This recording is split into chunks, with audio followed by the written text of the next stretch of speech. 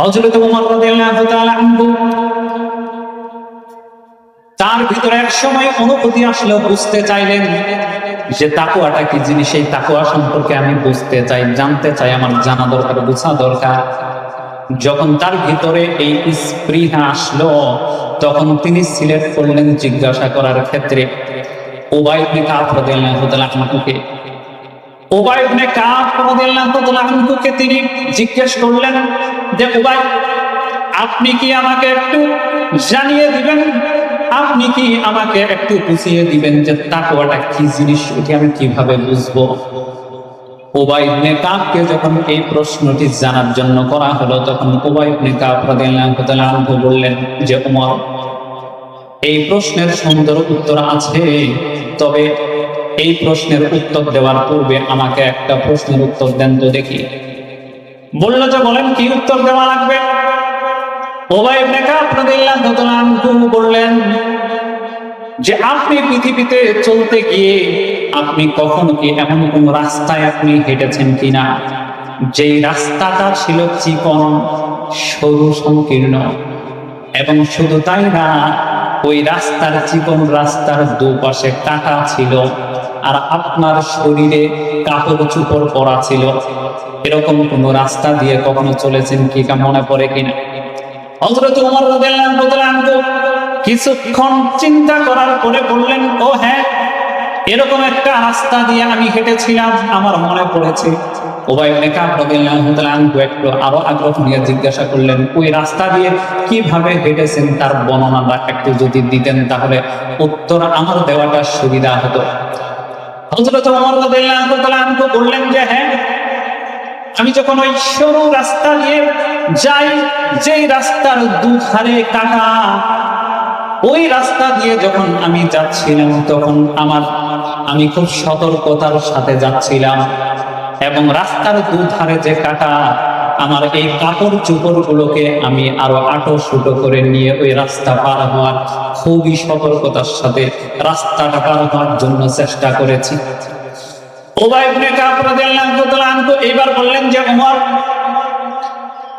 এ তো আমার প্রশ্নের উত্তর দেওয়া আমার জন্য সহজ হয়ে গেল। কেমন সহজ? হযরত উবাই ইবনে কাব রাদিয়াল্লাহু তাআলা আনহু বললেন, ওমর, তাকওয়াটা হলো এমন জিনিস, এই তাকওয়া শব্দটা হলো এমন জিনিস, আল্লাহর ভয়টা হলো এমন জিনিস, এই পৃথিবীটা তুমি যদি মুমিন হিসেবে দুনিয়াতে চলতে চাও, তাহলে তোমার পৃথিবীটা তোমার কাছে সংকীর্ণতার মতো মনে হবে। কারণ হলো এই পৃথিবীর অধিকাংশ মানুষই চোর, এই পৃথিবীর অধিকাংশ মানুষই ডাকাত, অধিকাংশ মানুষই তারা ছিনতাই করে, অধিকাংশ মানুষই তারা রাজনীতিতে লিপ্ত, অধিকাংশ মানুষই তারা সুদে লিপ্ত, অধিকাংশ মানুষই তারা ঘুষে লিপ্ত, অধিকাংশ মানুষই তারা মানুষকে হিংসা করায় লিপ্ত, অধিকাংশ মানুষই দুর্নীতিতে লিপ্ত। ঠিক না বেঠি? জোরে বলেন, ঠিক না বেঠি? এই পৃথিবীটা এমন দেখবে, তাহলে তুমি তো মুমিন, তোমাকে তো এই পৃথিবী থেকে আমল করে তোমাকে তো জান্নাত পর্যন্ত পৌঁছতে হবে। এই উদ্দেশ্য, লক্ষ্য নিয়েই তো আল্লাহ তোমাকে পৃথিবীতে পাঠিয়েছেন। অতএব এই পৃথিবী সুন্দরভাবে তুমি যদি চলতে চাও, আল্লাহর ভয় নিয়ে চলতে চাও, জান্নাত পেতে চাও, তাহলে এই এতগুলো পাপের কাজে পৃথিবী তোমার কাছে সংকীর্ণ মনে হবে।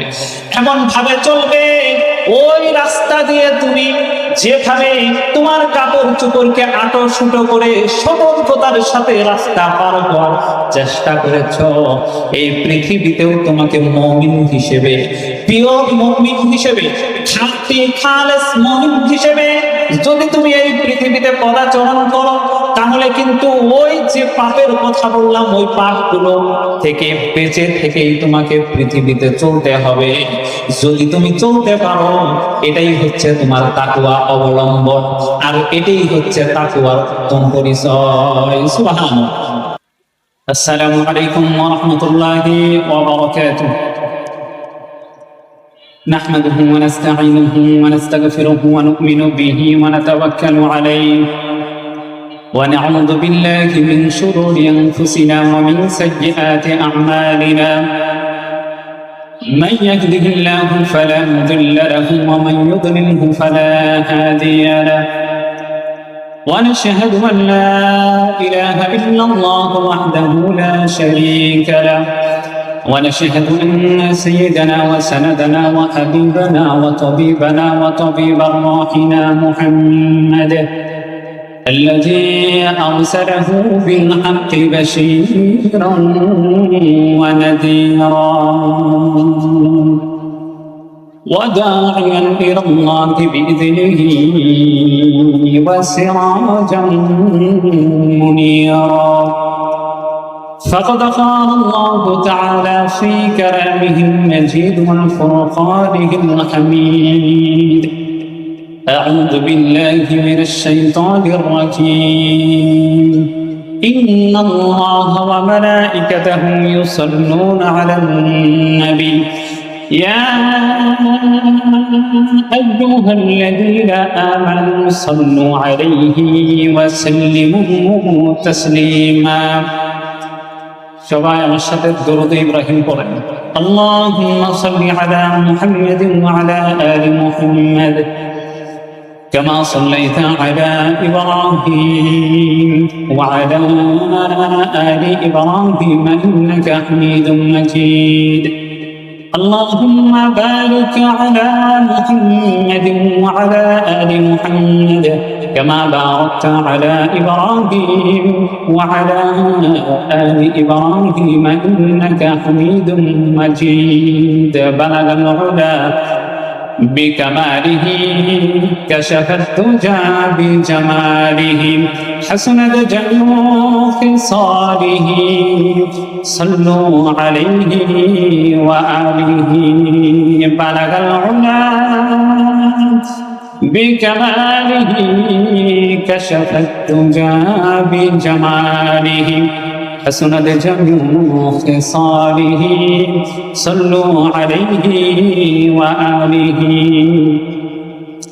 जिंदा रखती है ज़मार को हरारत तेरी जिंदा रखती है ज़मार को हरारत तेरी कौकब किस्मत का है खिलाफत तेरी बलगल उला بكماله كشف الدجى بجماله حسنت جميع خصاله صلوا عليه وآله বারে বারে জ্বালাও বাতি হয়তো বাতি জ্বলবে না বারে বারে জ্বালাও বাতি হয়তো বাতি জ্বলবে না তাই বলে তো ভীরুর মতো বসে থাকা চলবে না বালাগাল উলা بكماله كشف الدجى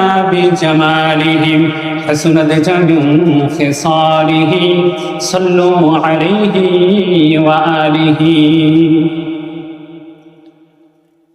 الحمد لله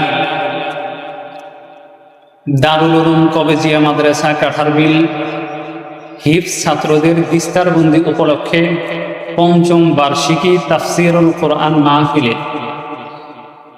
সম্মানিত সভাপতি সহসভাপতি পৃষ্ঠপোষক উদ্বোধক প্রধান মেহমান এবং জাতির শ্রেষ্ঠ রাহবার মুফাসসিরিনে কেরাম বিশেষ অতিথিবৃন্দ আমন্ত্রিত অতিথি মাহফিল সঞ্চালক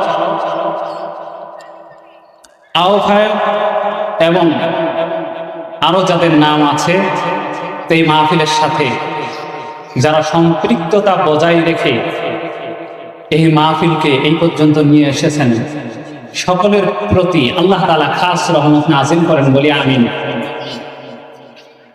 আমাদের মধ্য থেকে কেউ যদি অসুস্থ থাকে আল্লাহ তাআলা তাদেরকে শিফা কুল্লিয়া দান করেন বলি আমিন। আমাদের মধ্য থেকে কেউ যদি হতাশাগ্রস্ত থাকে আল্লাহ তাআলা তাদের হতাশা দূর করে দেন বলি আমিন। কারো যদি দুঃখ কষ্ট থাকে আল্লাহ তাআলা আসমানের মালিক দুঃখ কষ্ট দূর করে দেন বলি আমিন। আরো যে যে সমস্যা আছে যাদের বিপদ আপদ যা কিছুই আছে, যদি আমরা কেউ এরকম পরিস্থিতিতে পড়ে থাকি, আসমান ওয়ালা আল্লাহ রাব্বুল আলামিন আমাদের সবকিছুর বিপদ মুক্ত মুসিবত মুক্ত জিন্দেগি দান করেন বলি আমিন। ইসলাম শেখা জন্মেছে যেথা, সে আরব থেকে বহু দূরে, সবুজের বুকে লাল সূর্যটা উঠে আজানের সুরে। রাসূলের যোগ হতে 1500 বছর পরেও এসে ইমানের দিন জলে ঘরে ঘরে আমার বাংলাদেশে, ঠিক না? এই যে রাসূলের দুয়ার ফসল, এই যে আল্লাহর দান, বাংলাদেশের মুসলিম আমরা, বাঙালি মুসলমান। আমি দুর্মক্কার ইসলাম হতে কিছুতেই নয় ভিন্ন, ওই সুন্দর বনে পড়েছে আমার সাহাবার পদচিহ্ন। আমি অলি দরবেশ পীর থেকে পাই আল্লাহর প্রেম ভক্তি, আমি শত সংগ্রামী পীর থেকে পাই সত্যের মহাশক্তি, ঠিক না? এ আমার শুধু নহে পরিচয়, এ আমার সম্মান, বাংলাদেশের মুসলিম আমরা, বাঙালি মুসলমান। আমি খান জাহানের কুমকি, আমি শামাখতুমের বাঘিনী, আমি 1000 বছর আগেই জেগেছি, আজ মায়া করে জাগি। আমি বখতিয়ারের তরবারি লয়ে জাগিনীর ভয়ে আজিও, ওরে দুশ্মন যদি চায় মন তবে যুদ্ধ দামানো বাঁচিও, ঠিক না? আল্লাহ তাআলা আমাদের আজকে তাফসীরুল কোরআন মাহফিলের আশা থাকে আল্লাহ তাআলা আমাদের জন্য কবুল ফরমান বলি আমিন। যারা আমরা আছি মাহফিল আমরা শুনবো, যারা শ্রোতাদের নিয়ত কি হবে? যারা আমরা মাহফিলের আয়োজন করেছি তাদের নিয়ত কি হবে? সর্বপ্রথম যারা আমরা আলোচনা শুনবো তাদের নিয়ত হবে আমরা হেদায়েতের নিয়তে শুনবো ইনশাআল্লাহ। আমার সাথে বলেন তো ইনশাআল্লাহ। আর যারা আমরা মাহফিলের আয়োজন করেছি তাদেরও নিয়ত হবে হেদায়েতের উদ্দেশ্যে আমরা এই মাহফিলের আয়োজন করেছি। এই নিয়ত আমাদের উচিত কি উচিত নয়? যারা আমরা শুনবো তারা কিভাবে শুনবো, মনোযোগটা আমরা কিভাবে দিব? আল্লাহ রাব্বুল আলামিন বলছেন ওয়াইদা কুরিয়াল কুরআনু ফাসতামিউ লাহু ওয়া আনসিতু লাআল্লাকুম তুরহামুন। যেখানে কোরআন পাঠ করা হয়, যেখানে কোরআনের আলোচনা করা হয়, সেখানে তোমরা মনোযোগ সহকারে যদি শ্রবণ করো তাহলে আশা করা যায় আল্লাহ তোমাদের উপর রহম করবেন এবং হেদায়েত দান করবেন। সুবহানাল্লাহ। তাহলে এখানে তাফসীরুল কোরআন মাহফিল, এই মাহফিলটা কি প্রাসঙ্গিক, কি বিষয়? তাফসীর বিষয়। মাহফিলটা হবে তাফসীর বিষয়। এই জন্য এই মাহফিলের আলোচ্য বিষয়ের উপরে আমি হক আদায় করার চেষ্টা করবো ইনশাআল্লাহ। আমি যতক্ষণ পর্যন্ত অন্তত স্টেজে থাকবো ততক্ষণ তাফসীরই চলবে ইনশাআল্লাহ। আপনারা থাকবেন তো? আপনারা কতক্ষণ পর্যন্ত থাকবেন? শেষ পর্যন্ত? বেলা ডোবা পর্যন্ত? বেলা তো আগেই ডুবছে, মানে ওই সূর্য উঠা পর্যন্ত বলতে চাইছিলাম, কিন্তু হয়ে গেছে বেলা ডোবা পর্যন্ত, না? আল্লাহ তাআলা এই উল্টা পাল্টা সোজা করে আমাদেরকে কবুল করেন বলি আমিন। তাহলে যারা আমরা শ্রোতা, আমাদের আদব হলো দুইটা। কয়টা? দুইটা আদব হবে। এক, মনোযোগ সহকারে শ্রবণ করা। আরেকটা হচ্ছে যে যিনি দায়ী, যিনি বক্তা, যিনি কথা বলবেন তার ব্যাপারে পজিটিভ ধারণা রাখা। যদি কারো প্রশ্ন থাকে আপনারা প্রশ্ন পরবর্তী হোক বা মাহফিলে হোক করতে পারবেন, কিন্তু আমি অন্তত পক্ষে ইনশাআল্লাহুল আজিজ এতটুকু কনফিডেন্স নিয়ে বলতে পারি যে আলোচনা করা হবে এটি আমি লিখে নিয়ে রেফারেন্স সহ আমি এতটুকু বলতে পারি যে আমার একটা কনফিডেন্স আছে যতক্ষণ কথা বলা হবে ইনশাআল্লাহ রেফারেন্স ভিত্তিকই বলা হবে, অর্থাৎ পজিটিভ ধারণা রাখা। তাহলে আমরা শুনবো মনোযোগ সহকারে। শুনবো কি সহকারে ভাই? মনোযোগ সহকারে। তাহলে আল্লাহ তাআলা আমাদের উপরে রহম করবেন এবং হেদায়েত দিবেন। আল্লাহ তাআলা আমাদেরকে মনোযোগ দান করেন, বলি আমিন। আমার আলোচ্য বিষয় হচ্ছে তাকওয়া। এই একটা শব্দ নিয়েই তাফসীর করা হয়। আমার আলোচ্য বিষয় হচ্ছে তাকওয়া, মানে আল্লাহর ভীতি, আল্লাহর ভয়। তো এই আলোচ্য বিষয়টি আমি সিলেক্ট করেছি, নির্বাচন করেছি বহু দুঃখ কষ্টে মানুষ ভালো করার জন্য। কিভাবে মানুষকে ভালো পথে নিয়ে আসা যায়, দুদুক থেকে বাঁচানো যায়, চুরি, ডাকাতি, ছিনতাই, রাহাজানি, দুর্নীতি, যত ধরনের অপরাধ আছে, এই সমস্ত অপরাধ থেকে মানুষদেরকে কিভাবে ফিরিয়ে নিয়ে আসা যায় এই সম্পর্কে এই যে লেখাটা, এটা আমার নিজের লেখা, নিজে গবেষণা করে লেখা। কারো বয়ান শুনে, মাহফিল শুনে মুখস্থ করে কিন্তু আপনাদের সামনে বসি না। তো এটি, এই আলোচ্য বিষয়টা এত দরকার। এই তাকওয়া, আল্লাহর ভয় যদি কারো ভিতরে থাকে, তাহলে একজন সরকার কখনো সে জনগণের হক মারতে পারবে না, ঠিক কিনা?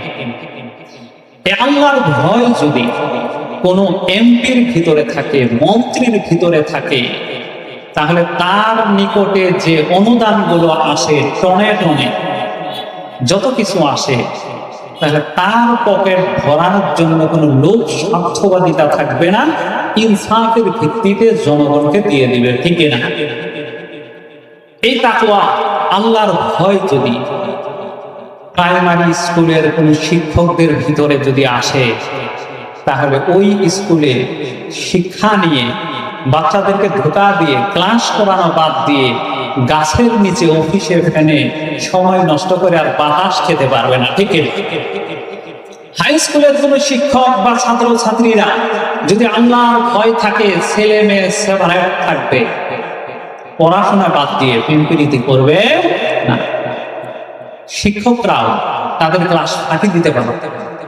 কলেজ লেভেল, ভার্সিটি লেভেলের কলেজের কোনো প্রফেসর অথবা কোনো প্রভাষক অথবা ভার্সিটির কোনো চ্যান্সেলর সহ ছাত্র ছাত্রী যা আছে, যদি আল্লাহর ভয় কারো ভিতরে থাকে, শিক্ষার্থীরা পড়ালেখার উদ্দেশ্যেই প্রতিষ্ঠানে গিয়েছে, ওখানে যে সময় নষ্ট করে বিভিন্ন আপনার পুকুরের পাড়ে, ভার্সিটির ওই চিপায় সেই চিপায় যে আর প্রেম করবে না, ঠিক না? আল্লাহর ভয় যদি থাকে, এক কথায় যে বিষয়ের উপরে আলোচনা হবে, এটি যদি কারো ভিতরে ঢুকে যায়, একটা পয়েন্ট যদি, একটা অক্ষর, একটা বাক্য যদি ঢুকে যায়, তাহলে সব জায়গা ঠিক হইতে সক্ষম, ঠিক না? মসজিদগুলোর ইমাম মসজিদের দায়িত্ব অবহেলা করতে পারবে না যদি আল্লাহর ভয় থাকে।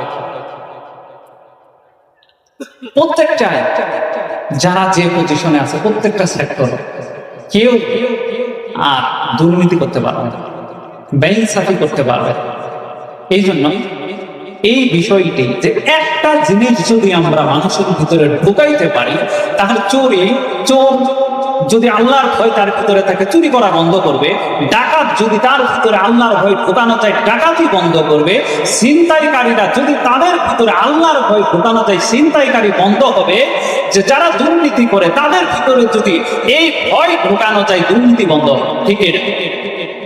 একটা শব্দ নিয়ে এই তাফসীরের এই বিষয়টা নিয়ে সিলেক্ট করা হয়েছে। আল্লাহ তাআলা আমাদেরকে যেন শেষ পর্যন্ত টিকে থাকার তৌফিক দান করেন, বলি আমিন। আল্লাহ রাব্বুল আলামিন সূরা তাওবা 119 নং আয়াতের মধ্যে আল্লাহ তাআলা বলেন, ইয়া আইয়ুহাল্লাযীনা আমানুত্তাকুল্লাহা ওয়া কুনু মা'আস সাদিকিন। হে ঈমানদারগণ, তোমরা আমি আল্লাহ তাআলাকে ভয় করো এবং সত্যবাদীদের সঙ্গে থাকো, সঙ্গী হয়ে যাও। এই আয়াত থেকে আমার যেটা পয়েন্ট আউট করার বিষয়, সেটি হচ্ছে যে আল্লাহকে ভয় করো তোমরা। আল্লাহ মানুষ বানাইছেন এবং তিনি সতর্কও করছেন যে আমি আল্লাহকে ভয় করো। ভাই, ভয় করতে হবে কাকে? জোরে বলেন, ভয় করতে হবে কাকে? জোরে বলেন, ভয় করতে হবে কাকে? এরপরে সূরা মাইদা 2 নং আয়াতের মধ্যে আল্লাহ তাআলা বলছেন, ওয়া তাআওয়ানু আলাল বিররি ওয়াত তাকওয়া, তোমরা একে অপরে তাকওয়ার কাজে সহযোগিতা করো এবং নেক কাজে তোমরা সহযোগিতা করো।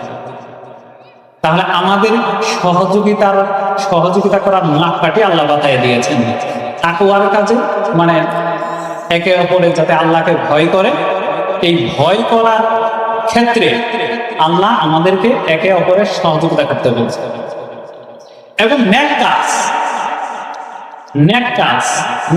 যত ধরনের নেক কাজ আছে, মসজিদে দান করা নেকের কাজ না গুনাহের কাজ? জোরে বলেন, মসজিদে দান করা নেকের কাজ না গুনাহের কাজ? এই যে মাহফিল হচ্ছে, এটা ধর্মীয় একটা সংস্কৃতি, শিল্প। এটি যদি কেউ দান করে বা পরিশ্রম করে, তাহলে এগুলো নেকের কাজ না গুনাহের কাজ? অবশ্যই নেকের কাজ, ঠিক কিনা? এই যে নেকের কাজ, এই নেকের কাজে, তাকওয়ার কাজে আল্লাহ তাআলা সহযোগিতা করতে বলেছেন। এটি হলো সূরা মাইদা 2 নং আয়াত। তাহলে এই আয়াত থেকে আমরা পয়েন্ট আউট যেটি করলাম, এখানে তাকওয়া অবলম্বন করার ব্যাপারে, একে অপরের সহযোগিতা, তাকওয়ার কাজে সহযোগিতার ব্যাপারে আল্লাহ তাআলা এখানে বিধান দিয়েছেন। এই তাকওয়ার পরিচয় কি? যে তাকওয়াটা কি জিনিস, পরিচয় কি? এই ব্যাপারে হাদিসের মধ্যে আসছে, হযরতে ওমর রাদিয়াল্লাহু তাআলা আনহু, যিনি অর্ধ পৃথিবীর শাসনকর্তা ছিলেন, তিনি উবাই ইবনে কাব রাদিয়াল্লাহু তাআলা আনহুকে জিজ্ঞাসা করলেন যে তাকওয়াটা কি জিনিস। হযরতে ওমর রাদিয়াল্লাহু তাআলা আনহু তার ভিতরে এক সময় অনুভূতি আসলো, বুঝতে চাইলেন যে তাকওয়াটা কি জিনিস। এই তাকওয়া সম্পর্কে আমি বুঝতে চাই, জানতে চাই, আমার জানা দরকার, বোঝা দরকার। যখন তার ভিতরে এই স্পৃহা আসলো, তখন তিনি সিলেক্ট করলেন জিজ্ঞাসা করার ক্ষেত্রে উবাই ইবনে কাব রাদিয়াল্লাহু তাআলা আনহুকে। উবাই ইবনে কাব রাদিয়াল্লাহু তাআলা আনহুকে তিনি জিজ্ঞেস করলেন যে উবাই, আপনি কি আমাকে একটু জানিয়ে দিবেন, আপনি কি আমাকে একটু বুঝিয়ে দিবেন যে তাকওয়াটা কি জিনিস, এটি আমি কিভাবে বুঝবো? উবাই ইবনে কাবকে যখন এই প্রশ্নটি জানার জন্য করা হলো, তখন উবাই ইবনে কাব রাদিয়াল্লাহু তাআলা আনহু বললেন যে ওমর, এই প্রশ্নের সুন্দর উত্তর আছে, তবে এই প্রশ্নের উত্তর দেওয়ার পূর্বে আমাকে একটা প্রশ্নের উত্তর দেন তো দেখি। বলল যে বলেন, কি উত্তর দেওয়া লাগবে? উবাই ইবনে কাব রাদিয়াল্লাহু তাআলা আনহু বললেন যে আপনি পৃথিবীতে চলতে গিয়ে আপনি কখনো কি এমন কোন রাস্তায় আপনি হেঁটেছেন কিনা, যেই রাস্তাটা ছিল চিকন, সরু, সংকীর্ণ, এবং শুধু তাই না, ওই রাস্তার, চিকন রাস্তার দুপাশে কাঁটা ছিল, আর আপনার শরীরে কাপড় চোপড় পরা ছিল। এরকম কোন রাস্তা দিয়ে কখনো চলেছেন কি, মনে পড়ে কিনা?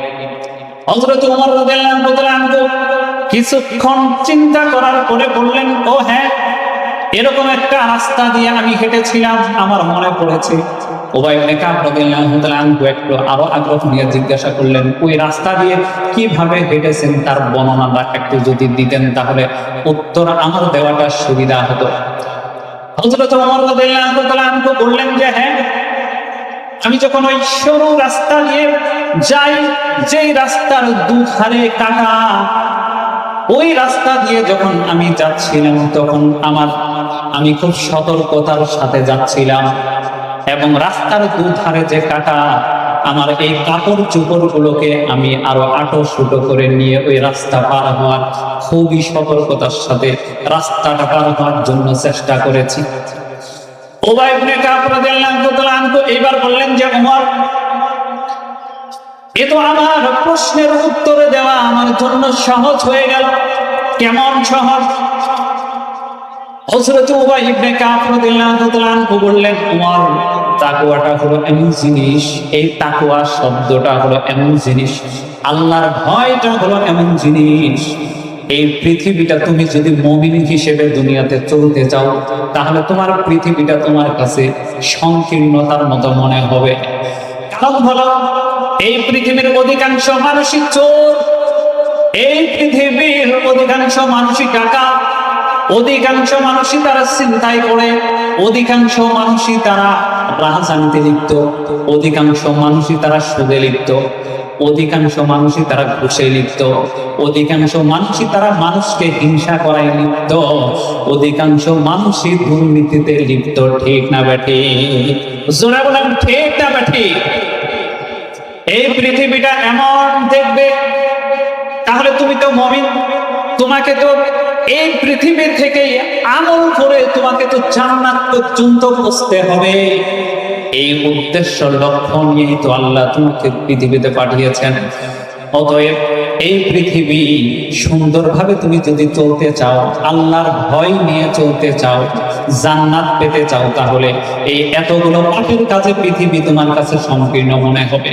এমন ভাবে চলবে ওই রাস্তা দিয়ে তুমি যেভাবে তোমার কাপড় চোপড়কে আটো শুটো করে সতর্কতার সাথে রাস্তা পার হওয়ার চেষ্টা করেছ, এই পৃথিবীতেও তোমাকে মুমিন হিসেবে, পিওর মুমিন হিসেবে, খাঁটি খালেস মুমিন হিসেবে যদি তুমি এই পৃথিবীতে পদাচরণ করো, তাহলে কিন্তু ওই যে পাপের কথা বললাম, ওই পাপগুলো থেকে বেঁচে থেকেই তোমাকে পৃথিবীতে চলতে হবে। যদি তুমি চলতে পারো, এটাই হচ্ছে তোমার তাকওয়া অবলম্বন, আর এটাই হচ্ছে তাকওয়ার উত্তম পরিচয়। সুবহানাল্লাহ। আবার আস্তে এখন সুবহান, পাশে কেউ শুনলে তো গুনাহ হবে না।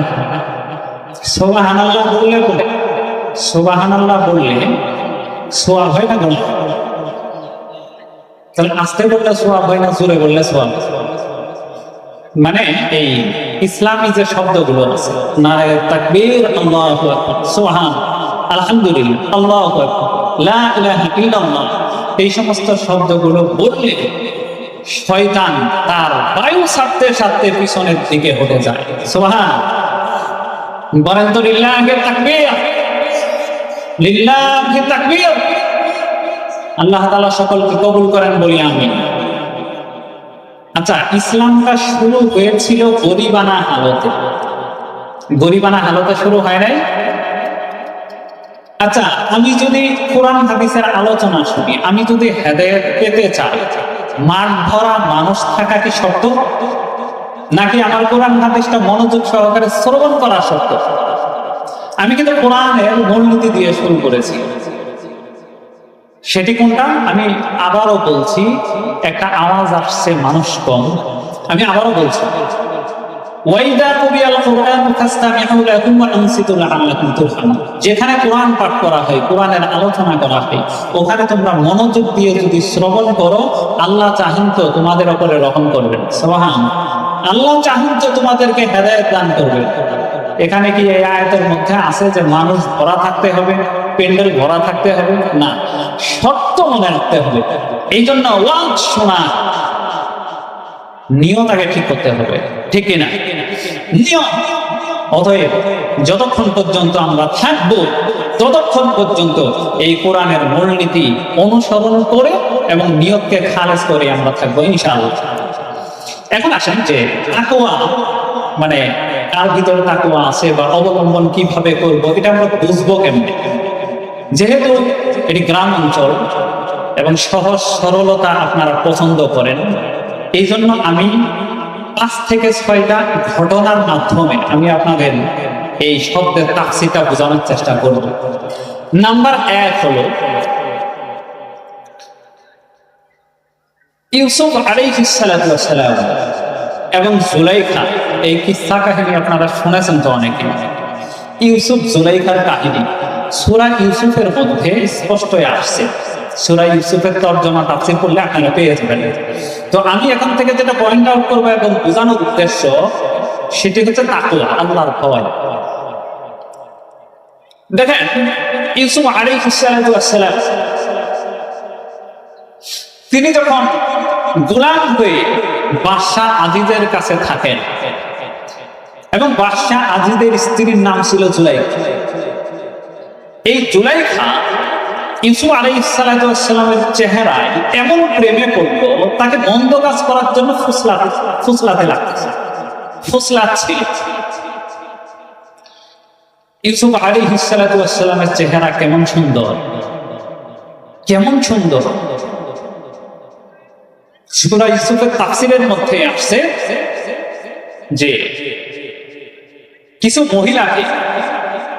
মহিলাকে একটা লেবু, তাফসীরে কিতাবে বিভিন্ন জিনিসের কথা আসছে, একটা লেবু এবং একটা চাকু তাদের মহিলাদেরকে হাতে দেওয়া হলো। তো হাতে দিয়ে বলা হলো যে ইউসুফকে তখন ছেড়ে দেওয়া হলো ওই ভোজনে, ওই একটা অনুষ্ঠানে, যে জুলাইখার নামে তো সমালোচনা শুরু করছে। সমালোচনা তো যোগ্যই ছিল, যে কাউকে গুনাহের দিকে আহ্বান করা তো ঠিক না, কিন্তু যারা একটু বাদশার বউ হয়, বড় লোকের বউ হয়, সহজে তারা নিজেরা ভুল স্বীকার করতে চায় না, জেলে ঘরে হলেও তাদের দোষ থাকতে চায়, মানে প্রমাণ দিয়ে হলেও দোষগুলো থাকতে চায়, ঠিক না বেঠিক? এখন বাদশার বউয়ের ব্যাপারে, জুলাইখার ব্যাপারে, যে বাদশার বউ, তার ব্যাপারে একটা মানে এরকম সমালোচনা শুরু হয়েছে যে জুলাইখা কেমন এক মহিলা, যে বাদশার এক মহিলা একটা গোলামের সাথে সে নাকি তাকে ফুসলা, তার সাথে নাকি মন্দ কাজ করার চেষ্টা, কেমন নিচু মনের মহিলা, এরকম মানে সমালোচনা শুরু। তখন জুলাইখা তাদেরকে এই বিষয়টা বোঝানোর জন্য, যে কেন আমি আসলে তার প্রেমে পড়ছি, এটা বোঝানোর জন্য তখন তাদেরকে ভোজনের একটা আয়োজন করলো। ওই আয়োজনের মধ্যে হাতের মধ্যে, প্রত্যেকটা মহিলার হাতের মধ্যে একটা করে ছুরি দিল, একটা করে লেবু দিল, যে ওই অবস্থার মধ্যে ইউসুফ আলাইহিস সালামকে ছেড়ে দেওয়া হলো, যে ওদের সামনে দিয়ে খালি তুমি একবার আপ ডাউন করবা, একবার যাবা এবং আসবা। ওই মুহূর্তে যখন ইউসুফের চেহারার দিকে তাকাবে বলা হয়েছে, তখন তোমরা লেবুটা কাটবে। ওই মহিলা তাই করলো, তাকিয়ে আছে, ইউসুফ আসবে, তার চেহারা দেখবে। যখন এই পরীক্ষাটা শুরু হয়ে গেল, ইউসুফ আলাইহিস সালামকে জুলাইখা ইঙ্গিত করলো যে তুমি এদিকে একবার হাঁটো, একবার যাও আসো। ওই মুহূর্তে মহিলাদেরকে বলা হলো তোমরা লেবুটা কাটো। ওই লেবুটা কাটা, এটা বোঝানোর উদ্দেশ্য হলো ইউসুফ আলাইহিস সালামের চেহারাকে আল্লাহ তাআলা এমন সুন্দর করে দিয়েছেন, এটা বোঝানোটাই উদ্দেশ্য। যখন এভাবে পরীক্ষা শুরু হলো, ইউসুফকে ছেড়ে দেওয়া হলো, বললো যে তোমরা এবার তোমাদের হাতের লেবুগুলো কেটে ফেলো। প্রত্যেকটা মহিলা তাফসীরে কিতাবের মধ্যে আসছে, প্রত্যেকটা মহিলা, একজন মহিলাও বাদ যায় নাই। ইউসুফ আলাইহিস সালামের চেহারার দিকে ওই সমস্ত মহিলারা যখন তাকাইছে, খোদার কসম, আল্লাহর কসম, তারা এই চেহারার দিকে এমন ভাবে অভিভূত হয়েছে, লেবু কাটা বাদ দিয়ে প্রত্যেকের হাতের আঙ্গুল কেটে ফেলেছে। আল্লাহু আকবার বলে, এত সুন্দর চেহারা ছিল। এখন জুলাইখা এইবার তো অন্তত বুঝাইতে পারবে, অপরাধ কিন্তু ফুসলাইছে, এটা কিন্তু অপরাধ, কিন্তু এটা দিয়ে কিন্তু শাক দিয়ে মাছ ঢাকা যাবে না। অন্তত পক্ষে তাদেরকে দমাইল যে এই কারণে আমি তার কি করছি, প্রেমে পড়ছি। এইবার জুলাইখা যখন ইউসুফ আলাইহিস সালামকে যখন ফুসলাচ্ছিল, মন্দ কাজ করার জন্য, জেনা করার জন্য যখন আহ্বান করছিল, ইউসুফ আলাইহিস সালাম ওই মন্দ কাজের মধ্যে শরীক হন না। উনি কোরআনের আয়াতের মধ্যে আসছে, সূরা ইউসুফের 23 নম্বর আয়াতের মধ্যে আসছে, যে উনি স্পষ্ট জবাব দিয়েছেন, জুলাইখা যখন ইউসুফকে মন্দ কাজ করার জন্য, জেনা করার জন্য যখন আহ্বান করলো, তখন আল্লাহর নবী হযরত ইউসুফ আলাইহিস সালামের জবান থেকে স্পষ্টই বের হয়ে গেল, মাআযাল্লাহ, আমি এই কাজ করতে পারবো, আল্লাহ পারা, কারণ আমি আল্লাহ তাআলাকে ভয় করি, এই কাজ আমার দ্বারা করা সম্ভব নয়। সুবহানাল্লাহ। এই কাজ থেকে বিরত থাকছে, মন্দ কাজ থেকে বিরত থাকছে, এটির কারণ ছিল তার দিলের ভিতরে ভয় ছিল কার? ইউসুফ আলাইহিস সালামের দিলের ভিতরে ভয় ছিল কার? জোরে বলেন কার? এই আল্লাহর ভয়, এই তাকওয়া থাকার কারণেই পাপের কাজ করতে দেয় নাই। তাহলে স্কুলে, প্রাইমারি স্কুলে, হাই স্কুলে, তারপরে কলেজে, ভার্সিটি গুলোতে, মাদ্রাসা গুলোতে, প্রত্যেকটা প্রতিষ্ঠানে, গার্মেন্ট সেক্টরিতে, আরো যতগুলো সেক্টর আসে, সমস্ত সেক্টর গুলোতে যদি আল্লাহর ভয় ঢুকানো হয়, নিজের থেকেই তারা আল্লাহকে ভয় করতে শিখবে। একটা মহিলা যদি রাত্রি বেলায়ও ল্যাংটা হয়েও যদি তারা রাস্তায় চলে, এই দিলের ভিতরে যদি আল্লাহর ভয় থাকে, তাহলে ওই মহিলা ইফতিজিং হওয়ার সম্ভাবনা নেই। ঠিক না ঠিক? আল্লাহর ভয় দরকার, নাম্বার 1। 2 নাম্বার হচ্ছে আমাদের সর্বপ্রথম নবীর নাম কি বলেন তো? সর্বপ্রথম নবীর নাম কি? জোরে বলেন। হযরত আদম আলাইহিস সালাতু ওয়াস সালাম। হযরত আদম আলাইহিস সালাতু ওয়াস সালামের 2টা পুত্র ছিল এবং 2টা কন্যা ছিল। সর্বপ্রথম তারা মানুষ। একজনের নাম ছিল, পুত্রের নাম ছিল হাবিল, আরেকজনের নাম ছিল কাবিল। বোনের 2 বোন ছিল, আর এই 2 ভাই ছিল। একজনের নাম ছিল হাবিল, আরেকজনের নাম ছিল কি? কাবিল। তো এই হাবিল এবং কাবিল তাদেরকে ওই সময়ের ভিতরে আদম আলাইহিস সালাতু ওয়াস সালামের শরীয়ত মোতাবেক তাদেরকে কুরবানি করার জন্য বলা হলো যে তোমরা কুরবানি দাও। মানে কুরবানি যে শুধু ইব্রাহিম আলাইহিস সালাতু ওয়াস সালাম থেকেই যে এমন কিন্তু না, মানে একের আদম আলাইহিস সালাম থেকে কুরবানির ইতিহাসটা চলে আসছে। ইযা ক্বাররাবা কুরবানান ফাতুকবিলা মিন আহাদিহিমা ওয়া লাম ইউতাকাব্বাল মিনাল আখার। তখন তাদেরকে 2 জনকে বলা হলো যে তোমরা 2 জন কুরবানি করো। এখন মানুষ তো নেই যে মানে একজনের সাথে জমজ হয়েছে আর কি, যে হাবিলের সাথে এক বোন হয়েছে আর কাবিলের সাথে এক বোন হয়েছে, এরকম ভাবে জমজ হয়েছে। এখন আল্লাহর হুকুম হইল, আদম আলাইহিস সালামকে বললেন যে এদের বিয়ের ব্যবস্থা করো, না হলে বংশ বিস্তার হবে না। এটা লুকিত নেই, এই জন্য বলছে যে যার যার সাথে হইছে এর উল্টা ভাবে কি করো, বিয়ে দেয়। এখন তার মতো কাবিলের ভাগে পড়ছে, আপনারা জানেন যে কাবিল ছিল সন্ত্রাস। কাবিল কি ছিল? মানে জীব হত্যা যখন থেকে শুরু হয়েছে, এই যে হত্যাকাণ্ড, এটা কাবিল থেকেই শুরু হয়েছে। তো তার মতো কপাল মতো কাবিলের ভাগে পড়ছে যেটা অসুন্দর, আর হাবিলের ভাগে পড়ছে ভালো। এখন এটা কাবিল আর মানতেছে না। সেজন্য আল্লাহ তাআলা এই দ্বন্দ্ব মিটানোর জন্য আদম আলাইহিস সালামকে বললেন যে 2 ভাইরে কুরবানি দিতে বলতে। যার কুরবানি আল্লাহ কবুল করবে ও পাবে ওই সুন্দরটা, আর যার কুরবানি কবুল হবে না ও কালাটা নিয়ে কি করে ফেলবে। এখন একটা মিল মিছিল তো করে দেওয়া লাগবে নাকি? একটা মিল মিছিল তো করতে হবে। যেই ভাবে শরীয়ত আসলো ওভাবেই তাদেরকে বলা হলো। তারা 2 জনে কোরবানি করলো। তারা 2 জনে কোরবানি করে ওই সময়ের ভিতরে নিয়ম ছিল পাহাড়ের মধ্যে রেখে আসতো স্বচ্ছ কিছু গম, কিছু জন্তু ওভাবে রেখে আসতো। যার কোরবানি কবুল হইতো তার লক্ষণ ছিল, আলামত ছিল। আল্লাহ রাব্বুল আলামিন যার কোরবানি কবুল করেছেন এটার লক্ষণ ছিল যে তার কোরবানি পুড়িয়ে ভস্ম করে আকাশের দিকে চলে যাইত। কপাল মতো হাবিলের কোরবানিটাই আল্লাহ কবুল করে নিয়ে গেলেন। এইবারও কাজ হইল না। এখন একটা বিয়ে করবে, মানে যদি পছন্দই না তাহলে গন্ডগোল লাগার সম্ভাবনা আছে। মানে এখন কিছু করার আছে, কিছু করার তো নেই। এগুলো লুকিত, মেয়েই তো 2টা, পাত্রী 2টা, পাত্র তো নেই, কিন্তু একটা তো সিস্টেম করতে হবে। তো শেষ পর্যন্ত কাবিল তাও পারল। পরেও কপালে কি আসলো, ওইটাই আসলো। কাবিলের মাথা গরম হয়ে বললো যে হাবিল ভাই, তোরে আমি মেরে ফেলবো। তোরে আমি কি করবো? মেরে ফেলবো। এইবার হাবিল উত্তর দিল। এখানে জেনে রাখেন হাবিল ছিল মুত্তাকি ব্যক্তি, আল্লাহওয়ালা ব্যক্তি, আল্লাহকে ভয় করা ব্যক্তি। এইবার কাবিল বলল জাইন বাসাতা ইলাইয়া দাকালি তাকতুলানি মা আনা বিবাসিতি ইয়াদিয়া ইলাইকা লিয়াকতুলাক ইন্নী আখাফুল্লাহ রাব্বাল আলামিন। পড়েন সুবহানাল্লাহ, জোরে বলেন সুবহানাল্লাহ।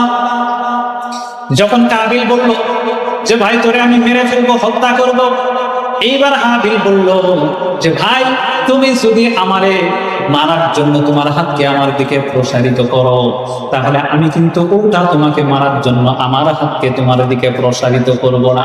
কারণ ইন্নী আখাফুল্লাহ রাব্বাল আলামিন, কারণ আমি কুল কায়নাতের রব, বিশ্ব জগতের মালিক এক আল্লাহকে ভয় করি। ঠিক কি না?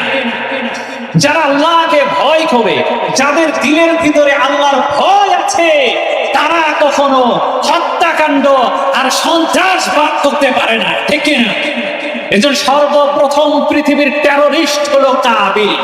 যতগুলো হত্যাকাণ্ড হচ্ছে, যতগুলো পৃথিবীর কিয়ামতের আগ পর্যন্ত যত হত্যাকাণ্ড হবে, যত টেররিস্টের কাজ হবে, সবগুলোর আমলনামায় ওখান থেকে কাবিল কিছু গুনাহে জারিয়া হিসেবে পাবে। এটা গুনাহে জারিয়া, বুঝতে পারছেন? সর্বপ্রথম পৃথিবীর সন্ত্রাসবাদ করেছে কাবিল। এই জন্য কিয়ামতের আগ পর্যন্ত এখনো যারা সন্ত্রাসবাদ করতেছে, যারা বিভিন্ন ধরনের হত্যাকাণ্ড চালায়, তারা হলো কাবিলের জাত, কাবিলের বংশধর। ঠিক না ঠিক? যারা মুমিন, যারা হত্যাকাণ্ডকে ঘৃণা করে, যারা সন্ত্রাসবাদকে ঘৃণা করে, তারা হচ্ছে হাবিলের দলের মুত্তাকি ব্যক্তি, আল্লাহ ওয়ালা ব্যক্তি। ঠিক না ঠিক? এই জন্য যারা নামাজ পড়ে, যারা দাড়ি রাখে, যারা জুমার নামাজ পড়ে, যারা মাহফিল শুনতে আসে, যাদের নিয়ত ঠিক আছে, এরাও তুলনামূলকভাবে এরা পাপের কাজে কম জড়িত। ঠিক কিনা? এই জন্য আমাদেরকে যাতে হাবিলের মতো তাকওয়া অবলম্বন করা তৌফিক দান করেন। এটা হলো 2 নাম্বার। তাকওয়া আমরা শিখব হাবিল এবং কাবিলের ঘটনা স্মরণ করার মাধ্যমে। মনে থাকবে তো ইনশাআল্লাহ? তাহলে হত্যাকাণ্ড করা যাবে, সন্ত্রাসবাদ করা যাবে, মানুষকে অন্যায়ভাবে কষ্ট দেওয়া যাবে, এগুলো গুনাহের কাজ, এগুলো করা যাবে। তাহলে দিলের ভিতরে আমিও, আমার ভিতরে যখন পাপের কাজ আসবে, আমাকে ফুসলাবে, হ্যাঁ ডিপার্টমেন্টের আমি প্রধান, আমাকে সবাই ঘুষ দেওয়ার চেষ্টা করবে, ঘুষ তো আমি খাবই না, বরং যারা দেওয়ার চেষ্টা করবে সাথে সাথে 5 আঙ্গুল দিয়ে একটা পেরে দেওয়া লাগবে। ঠিক না?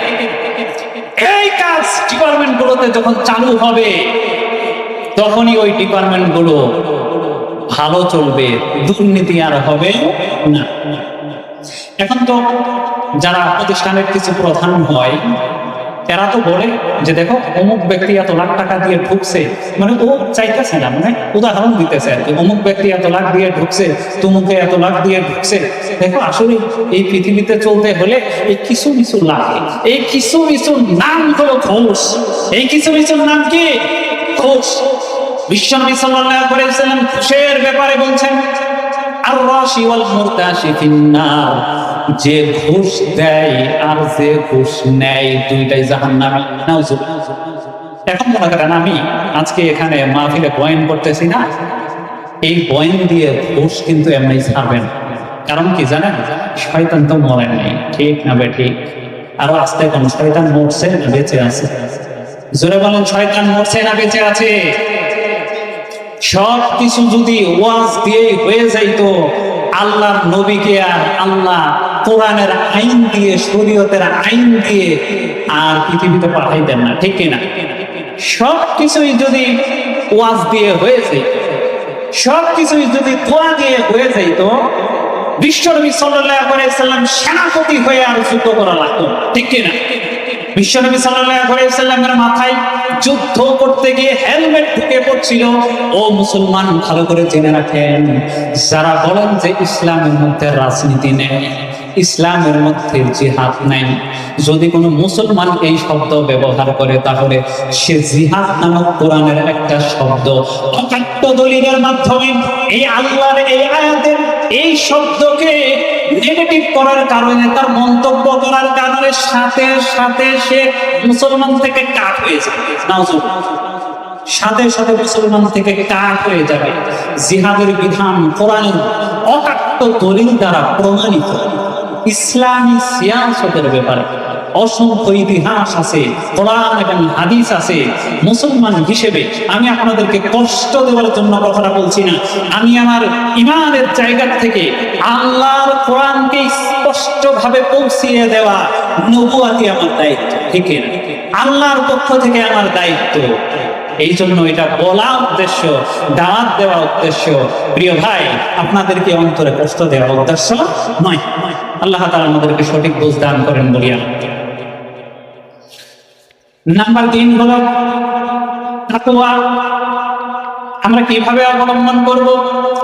3 নাম্বার ঘটনা হলো হযরত ওমর রাদিয়াল্লাহু তাআলা আনহু যেই সময় অর্ধ পৃথিবীর শাসনকর্তা, উনি যখন দেশ পরিচালনা করেন, তার সময়ের একটা ঘটনা, মা এবং মেয়ে দুইজনের দুধে পানি মেশানোর ঘটনা শিরোনাম। এটা দিয়ে মনে রাখবেন যে ওমর রাদিয়াল্লাহু তাআলা আনহুর শাসন আমলে মা এবং মেয়ে দুধে পানি মেশানোর ঘটনা, এই ঘটনার মাধ্যমে কিভাবে তারা তাকওয়া অবলম্বন করছিলেন। হযরত ওমর রাদিয়াল্লাহু তাআলা আনহু এমন একজন শাসক ছিলেন যিনি শুধু এই সিংহাসন থেকেই তিনি সেনাবাহিনীর মাধ্যমে, এমপি মন্ত্রীর মাধ্যমে, দায়িত্বপ্রাপ্তদের মাধ্যমেই তিনি খোঁজখবর নিতেন তা নয়, নিজেও শাসক হয়ে সাধারণ পরিবেশে ছদ্মবেশে নাদুস নদুস চেহারা নিয়ে সাধারণ মানুষের মতো পোশাক পরে নিজেই তিনি তার ওই রাষ্ট্রের বিভিন্ন প্রজাদের খোঁজ নেওয়ার জন্য তিনি জমিনে পদাচরণ করতেন। একদিনের ঘটনা, সেই তার রুটিন মোতাবেক তিনি যখন প্রজাদের খোঁজখবরি নেওয়ার জন্য নিজে, ও মুসলমানরা ভালো করে খেয়াল করেন, আজকে যদি আমাদের কেউ বাদশাহ হয়, কেউ যদি সরকার হয়, তার ওই সিংহাসন থেকে নড়ারও সময় থাকে না, কারণ নিজের ব্যাংক ব্যালেন্স তো করতে হবে। যে আমেরিকায় কয়টা বাড়ি করবো এই হিসাব তো ব্যাংকে জমা দেওয়া লাগবে, নিজের পকেট আমার কয় টাকা ভরলো আর কত ব্যাংক ব্যালেন্স হইলো, এটা হিসাব করতে প্রজাদের খোঁজ খবরে নেওয়ার সময় পাই না। ঠিক না বা ঠিক? জোরে বলেন ঠিক না বা ঠিক? হযরত ওমর রাদিয়াল্লাহু তাআলা আনহু বাদশাহ ছিলেন, তিনিও প্রেসিডেন্ট ছিলেন। উনি কি করতেন? তার রুটিন মোতাবেক মাঝে মাঝে প্রজাদের খোঁজ খবর নেওয়ার জন্য যাইতেন। ও মুসলমান, আমাদের আদর্শ হলো, আমরা যদিও ইসলামী রাষ্ট্রের কথা যখন বলি, এই দেশ চলবে শরিয়া দিয়ে, কোরআন দিয়ে, আমরা কাদেরকে অনুসরণ করব? ওমর রাদিয়াল্লাহু তাআলা আনহুকে, আবু বকর রাদিয়াল্লাহু তাআলা আনহুকে, উসমান রাদিয়াল্লাহু তাআলা আনহু এবং আলী রাদিয়াল্লাহু তাআলা আনহুগণ, এদেরকে আমরা অনুসরণ করে করেই মানুষ, ওনারা যেই রকম ভাবে সমাজের মধ্যে ন্যায্য অধিকার প্রতিষ্ঠা করে গিয়েছিলেন রাসূলের কাছ থেকে শিখে, যদি হুজুররা ক্ষমতায় আসে, আলেম ওলামারা ক্ষমতায় আসে, যদি খেলাফত কায়েম হয়, ওই দেশ ওদেরকে অনুসরণ করে এই দেশের ন্যায্য অধিকার প্রতিষ্ঠা হবে। এছাড়া যতই গণতন্ত্রের দোহাই দেখ, আব্রাহাম লিঙ্কনের তসবিহ টিপুক আর কার্ল মার্কসের তসবিহ টিপুক, একটা দিয়েও এখন পৃথিবীর মধ্যে গণতন্ত্র দিয়ে বহু দেশ দেখে আসা হয়েছে, অনেক বছর চলছে, তারা প্রত্যেককেই ব্যাংক ব্যালেন্স করছে, বিদেশে গেছে, অমুক জায়গায় বাড়ি করছে, দেশ থেকে পালাইছে, সব দেখা শেষ হয়ে গেছে। ঠিক কিনা? এখন বাকি আছে শুধু ইসলাম, বাকি আছে শুধু হুজুরদের দেখা, বাকি আছে শুধু ইসলাম দেখা, বাকি আছে শুধু খেলাফত প্রতিষ্ঠা হক দেখা, বাকি আছে শুধু ওমরের শাসন দেখা, তার মতো আবু বকরের শাসন দেখা, বাকি আছে শুধু রাসূলের শাসন দেখা, বাকি আছে উসমানের শাসন দেখা, তাদের প্রতিচ্ছবি বাকি আছে, আলীর শাসন দেখা। এইটার অপেক্ষায় বর্তমান মুসলমানরা আছে। ঠিক না ঠিক? আপনারা আছেন তো ইনশাআল্লাহ? ইনশাআল্লাহ আল্লাহ তাআলা আমাদেরকে কবুল করেন বলিয়া। বলছিলাম যে ওমর রাদিয়াল্লাহু তাআলা আনহু তার রুটিন মোতাবেক প্রজাদের খোঁজ খবর নেওয়ার জন্য ছদ্মবেশে বের হলেন। এই ছদ্মবেশে বের হয়ে তিনি কিছুদিন যাওয়ার পরে কিছু আওয়াজ শুনতে পান। একটা আওয়াজ যুবতী মেয়ের বোঝা যায়, আর একটা আওয়াজ হচ্ছে বয়স্কা মহিলা, এরকম বোঝা যায়। আওয়াজগুলো সঠিকভাবে কথাগুলো বোঝা যাচ্ছে না, এই জন্য হযরতে ওমর রাদিয়াল্লাহু তাআলা আনহু যেই তাবু থেকে বা ঘর থেকে যে আওয়াজটা দুটা আসতেছিল, ওই তাবুর দিকে তিনি এগিয়ে যেতে লাগলেন। এগিয়ে যেতে যেতে তাদের দেওয়ালের সাথে সুন্দরভাবে ভালোভাবে যাতে কথাগুলো শব্দগুলো বোঝা যায়, বোঝার জন্য দেওয়ালে ঠেস লাগাইলেন। লাগানোর পরে ওমর রাদিয়াল্লাহু তাআলা আনহু বুঝতে পারতেছেন, শব্দগুলো শুনতেছেন। মা তার মেয়েকে বলতেছে দুধগুলো একটু মাপো। দুধগুলো মাপলো, মাপার পরে ফর এক্সাম্পল উদাহরণস্বরূপ 4.5 লিটার হয়েছে। মেয়ে বলতেছে যে 4.5 লিটার হয়েছে মা। পরে বললো যে আরে 4.5 লিটার এরকম এই অর্ধেক অর্ধেক, এটা কেমন দেখা, তুমি ওইটা পুরা করো। কি দিয়ে পুরা করবে? কি দিয়ে পুরা করবে? দুধই তো নাই এখন, ওই ওই দুধ তো তরল পদার্থ, এখন তরলই কিছুতে আছে, ওইটাতে পানি দিয়ে পুরা করবে। আমি তো একটু ঘুরিয়ে পেয়েছি, মানে ওটা পানির কথাটা আমি বলতে চাচ্ছিলাম না, কিন্তু শেষ পর্যন্ত বলে ফেললাম। তো পানি দিয়ে পোড়া করো। এইবার মেয়ে বলতেছে যে মা আপনি কি জানেন না ওমর হলো আমাদের দেশের শাসক, আর তিনি কেমন? কথায় কথায় তরবারি চলে, ঠিক না? কথায় কথায় তরবারি চলে। এই যে ইফেক্ট অফ করাপশন, এই দুর্নীতির প্রভাব এটা যদি উমরের লোকজনের সেনাবাহিনীরা জানে, দায়িত্বপ্রাপ্তরা জানে বা উমর জানে, তাহলে তো আমাদের কল্লা উড়াই দিবে, ঠিক কিনা? এই দুর্নীতির কথা যদি জানে তাহলে তো আমাদের কারো বাসন নেই। মা বলতেছে এই রাত্রি বেলায় উমর কি আমাদের, উমর বা উমরের লোকজন সেনাবাহিনী এই কাজ দেখার জন্য কি তারা আমাদের বাড়িতে আয়া আছে না? আসলেই ঠেস লাগায় শুনতেছে কি ওমর, শুনতেছে আল্লাহরই কি কাম, ওই জায়গার মধ্যে যে ঘটনা ঘটবে কে জানে। বললো যে এটি।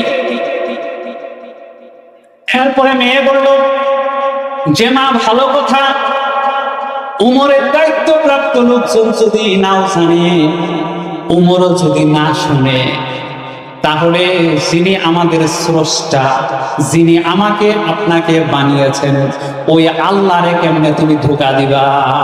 সুবহানাল্লাহ। হযরত ওমর রাদিয়াল্লাহু তাআলা আনহু এই ঘটনাটা, কথাবার্তা, তাদের কথোপকথন শুনলেন। শোনার পরে বাড়িতে গেলেন। বাড়িতে যাওয়ার পরে ও মুসলমান ভাইরা ভালো করে খেয়াল করেন, যারা বিয়ে শাদীতে, আমি তাবলীগ জামাত করি, আমি আলেম হয়ে গেছি, আমি মাদ্রাসায় পড়ি, আমি দিনদারি উপরে উপরে দিনদারি, আসলে বিয়ে শাদীর ক্ষেত্রে কয় যে সরকারি চাকরি আছে কি? আরে সরকারি চাকরিতে কয় টাকা পায় আমরা জানি না, স্কেল সব আমাদের জানা আছে।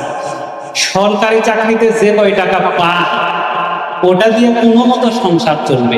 তার সরকারি চাকরি যদি এতটা আনতে, তার মানে ওই সরকারি চাকরিতে বেশিরভাগই ওই একটা কিছু করে আর কি, ঠিক না ভাই? ঠিক আমি বললে তো সব সমস্যা, এই জন্য আপনারা এখন ঠিক না ভাই? ঠিক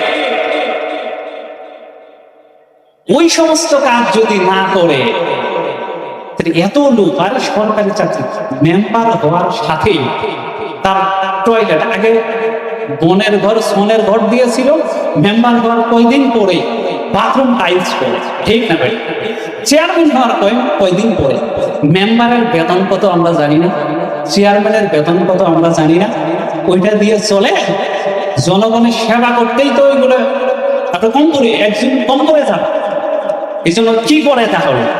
ওই যে অমুক জায়গা থেকে 1 টন আসছে, অমুক 5 টন আসছে, ওখান থেকে কিছু কিছু মেরে মেরে দিতে দিয়ে আমরা কন্ট্রোলে চাউল দেয়, এই চাউলের মধ্যে আলাদা টাকা নেই। আচ্ছা যাই হোক, আমি ওইদিকে যাচ্ছি না, আপনারা বুঝে নিয়েন যে ইনসাফ কাদের ভিতরে আছে। ও যদি এক কথাই বলি যে ধর্মীয় কাজ করা মানে নৈতিক আমার ঠিক হওয়া, ঠিক না? যেই মেম্বার, আপনারা আজকে প্রতিজ্ঞা করে দেন তো, যেই মেম্বার নামাজ পড়বে না, যেই মেম্বারের দাড়ি নেই, যেই মেম্বারের বউ পর্দা করে না, যেই চেয়ারম্যান নামাজ পড়ে না, যেই চেয়ারম্যানের বউ পর্দা করে না, যেই মেম্বারের চেয়ারম্যানের ইমান নেই, ওদের ভোট দেওয়া থেকে বিরত থাকলে ভালো হয় না? ইনশাআল্লাহ। এখন যারা ওগুলো, আমি কিন্তু পাইকারি ধরে ওগুলো বলছি না, মানে যারা মানে ভালো না, আমি ওদের সমালোচনা করতেছি। মানে এই এলাকার মধ্যে তো সবাই ভালো, আমি ওদের কথা বলতেছি। হযরত ওমর রাদিয়াল্লাহু তাআলা আনহু এইবার গেলেন বাড়িতে। এই যে মেয়ের ভিতরে যে তাকওয়াটা পাইলেন, তার ভিতরে যে আল্লাহর ভয় পাইলেন, ভালো করে শুনেন মুসলমান ভাইরা আমার। ওমর রাদিয়াল্লাহু তাআলা বাড়িতে গেলেন, যাওয়ার পরে তার একটা পোলা ছিল, তার একটা ছেলে ছিল, নাম ছিল আব্দুল্লাহ। এই আব্দুল্লাহ ছিল অবিবাহিত। ওমর রাদিয়াল্লাহু তাআলা তাকে প্রস্তাব দিলেন যে বাবারে, তুমি তো বিয়ে করাই লাগবে, তোমার জন্য একটা পাত্রের খোঁজ নিয়েছি, আল্লাহর ভয় আছে ভালো, তুমি কি মনে করো, তোমার মত কি? আব্দুল্লাহ বলল, যেমন বাবা তেমন ছেলে বলে কথা। আব্দুল্লাহ বলল যে ঠিক আছে বাবা, আপনি যেহেতু আমার জন্য পাত্রী খোঁজ নিয়েছেন, সেখানটা আমার কথা বলার অধিকার নেই বা আমি কিছু বলবো না, আপনি আমার জন্য ভালো কিছুই করবেন। যে ঠিক আছে, হ্যাঁ আমি সহমত আছি, আলহামদুলিল্লাহ, এখন তাহলে বিয়ে খাওয়া যাবে, বিয়ে খাওয়া যাবে। এইবার যখন রাজি হলো, চিন্তা করেন যে একটা গোয়ালঘরের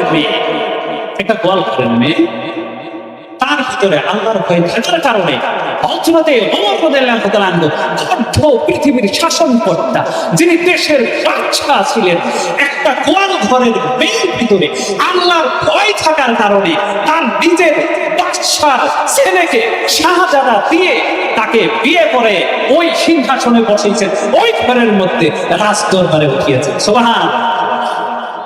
ইতিহাসবিদরা লেখেন, এই যে মেয়েকে এই ঘরের মধ্যে নিয়ে আসলো, ওই মেয়ের পেট থেকে ওমর ইবনে আব্দুল আজিজ, যে পঞ্চম খলিফা ছিল, যাকে তৃতীয় ওমর বলা হয়, পৃথিবী শাসন করেছেন, যে ওই খেলাফতের সময় যে ছাগল এবং বাঘ ভয়ের যুগে, শাসন ব্যবস্থার ভয়ের যুগে একসাথে পানি খাইতে বাধ্য হয়েছিল, যে যুগের মধ্যে শিক্ষা ব্যবস্থার অনেকগুলো উন্নতি হয়েছিল, যে যুগের মধ্যে একটা অন্যরকম শাসন ব্যবস্থা, যাকে তৃতীয় উমর বলা হয়, ইতিহাসবিদরা লেখেন ওই মহিলার পেট থেকেই, যে গোয়াল ঘরের একটা মেয়ে, আল্লাহর ভয় থাকার কারণে ওই বংশ থেকেই উমর ইবনে আব্দুল আজিজ পয়দা হয়েছিল।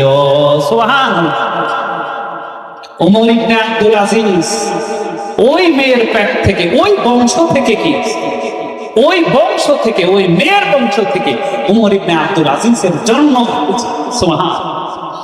এজন্য বিয়ে শাদীর ক্ষেত্রে ভাই কয়েকটা বছর, যেহেতু আমার উপরে একজন আছে, তাদের খোঁজ খবর নিতে গিয়ে, এবং ভাই ব্রাদার তো অনেকেই আছে, এই বিয়ের ক্ষেত্রে কিছু খোঁজ খবরই নিতে গিয়ে টুপি আলাও কিছু চিনছি, দাড়ি আলাও চিনছি, আলেমও চিনছি, তাবলিগ ওয়ালাও চিনছি। এগুলো উপরে উপরে দিনদারি, ভিতরে কিচ্ছু, ঠিক না? আপনি তাবলিগ করবেন ভালো কথা, কিন্তু মেয়ের বিয়েটা যে এটাও যে আপনি দ্বীনের অন্তর্ভুক্ত, আপনি দ্বীনদারি দেখে যে বিয়ে করাবেন এবং দিবেন। ও মুসলমান ভাইরা, উপরে টুপি ঠিকই পড়ি, দাড়ি ঠিকই রাখছি, নামাজ 5 ওয়াক্তের জায়গায় 7 ওয়াক্ত পড়ি, সমস্যা নেই, মসজিদের সভাপতি হয়েছি, কিন্তু মনে রাখতে হবে আমার ওই উপরে উপরে দ্বীনদারির সাথে ভিতরেও ঠিক করা লাগবে। ঠিক, ভিতরেও ঠিক করা লাগবে। যাই হোক, 3 নাম্বার ঘটনা হলো মা এবং মেয়ের দুধে পানি মিশানোর ঘটনা। এই মেয়েটা বিজয় হলো, মেয়ে দুধের মধ্যে পানি দিতে পারলো না। কার ভয় থাকার কারণে? আল্লাহর ভয়। জোরে বলেন, কার ভয় থাকার কারণে? আমাদের এলাকার মানুষ সবাই ভালো, কেউ দুধে পানি দেয়, সবাই আল্লাহ, সবাই 5 ওয়াক্ত নামাজ পড়ে। তা এটা আমার বিশ্বাস আর কি। তা আল্লাহ তাআলা আমাদেরকে সঠিক বুঝ দান করেন, দুধে পানি মেশানো থেকে হেফাজত করেন বলিয়া। আপনারা তো দেন নাই, দোয়া করে দিলাম। নাম্বার 4 হলো তাকওয়া অবলম্বন করব কিভাবে। এইবার যার সাথে বিয়ে হলো, ওমর রাদিয়াল্লাহু তাআলা আনহুর ছেলে আব্দুল্লাহ। এই আব্দুল্লাহ একবার তিনি ছদ্মবেশে বের হলেন, কিছু তার সাথী সঙ্গী নিয়ে, টিম নিয়ে বের হলেন। যে কিছু তার দিকে তার তদারকি করার জন্য, মানুষজন কিভাবে চলতেছে তার বাবাকেও সহযোগিতা করার জন্য। ওমর রাদিয়াল্লাহু তাআলার পুত্র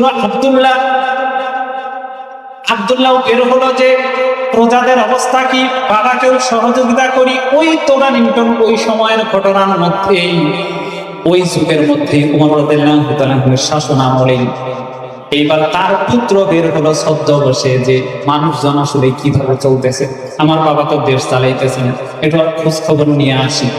একটা টিম নিয়ে তিনি বের হলেন। বের হয়ে যেতে যেতে এক পাহাড়ি অঞ্চলের দিকে দেখে যে অনেকজন রাখাল বকরি চড়াচ্ছে। একজন রাখালকে ডাক দিলেন, ডাক দিয়ে বললেন যে তুমি এখানে কি করো? বললো যে বকরি চড়ায়। বকরি? কোন বকরি গুলো তোমার? বলছে যে এই পালটা আমার, আমি মালিকের তত্ত্বাবধান থেকে আমি চাকরি করি। বলল যে আমরা হলাম পথিক, তাকে পরীক্ষা করার জন্য কিছু, তাকে তার তাকওয়া পরীক্ষা নেওয়ার জন্য, তার ঈমান পরীক্ষা করার জন্য উনি এখন টেস্ট করলেন যে আমরা তো পথিক, আমরা তো মুসাফির, আমাদের না খুবই ক্ষুধা আছে। তোমার যদি একটা দুধওয়ালা ছাগল যদি তুমি বিক্রি করো, তাহলে তোমার মালিক হইতে জানলো না, মাসিক বেতন যেটা দেয় বা বাৎসরিক দেয় ওটা তো তুমি ঠিক মতোই পাবা। আর বাড়তি যদি তুমি একটা ছাগল বিক্রি করো, তাহলে তোমাকেও কিছু দুধ আমি দিয়ে দিব, তা আমরাও খেয়ে বাঁচব। এরকম ভাবে তখন প্রস্তাব দিল ওই রাখালকে তাকে পরীক্ষা করার জন্য। এবারে এই কথাটা শোনার পরে মুসলমান ভাইরা, শাসন ব্যবস্থাটা কেমন ছিল, রাজা এবং প্রজারা পর্যন্ত কেমন আল্লাহকে ভয় করতে, ভালো করে খেয়াল করেন। এইভাবে যখন একটা দুর্নীতির প্রস্তাব দিল, তখন ওই রাখালটা নিচের দিকে একটু তার মাথাটা নিয়ে এবার ফাঁস করে আঙ্গুলটা উঁচু করে মালিকের দিকে, আসমানের মালিক যিনি, জমিনের মালিক আমার স্রষ্টা, তার দিকে আঙ্গুলটা উঁচু করে বলল ফাইনাল্লাহ, ফাইনাল্লাহ, হে পথিক, তুমি আমাকে যে দুর্নীতির প্রস্তাব দিয়েছো, তাহলে আমার যিনি স্রষ্টা, তোমার যিনি স্রষ্টা, এই ছাগলেরও যিনি স্রষ্টা, মালিকের যে স্রষ্টা, অল কায়নাতের আসমান এবং জমিনের যিনি স্রষ্টা, তাহলে তিনি কোথায় গেছেন? সুবহানাল্লাহ, তিনি কোথায় গেছেন? তাকে আমি চোখে ফাঁকি দিয়ে আমি এই দুর্নীতির কাজটা কিভাবে করব? প্রিয় ভাইরা, এই তার ভিতরে আল্লাহর ভয় থাকার কারণেই সে ছাগলটা বিক্রি করতে পারলো। ঠিক কি? শাসন ব্যবস্থা ছিল, শরিয়ার শাসন ব্যবস্থা কায়েম ছিল, কোরআনের শাসন ব্যবস্থা ট্যাবলেট জারি থাকার কারণে রাজাও আল্লাহকে ভয় করেছে, প্রজাও আল্লাহকে ভয় করেছে। ঠিক কি? 4 নাম্বার আমরা শেষ করলাম। নাম্বার 5 হলো, যদি কারো ভিতরে আল্লাহর ভয় থাকে তাহলে কি হবে? সহিহ বুখারী 1423 নম্বর হাদিসের মধ্যে আসছে, সহিহ বুখারীর 1423 নম্বর হাদিসের মধ্যে আসছে, বিশ্বনবী সাল্লাল্লাহু আলাইহি ওয়াসাল্লাম বলছেন, আল্লাহ রাব্বুল আলামিন 7 ব্যক্তিকে কিয়ামতের দিন তার রহমতের ছায়ায় জায়গা দিবেন। আর কিয়ামতের ময়দানটা কেমন হবে ভালো করে খেয়াল করে।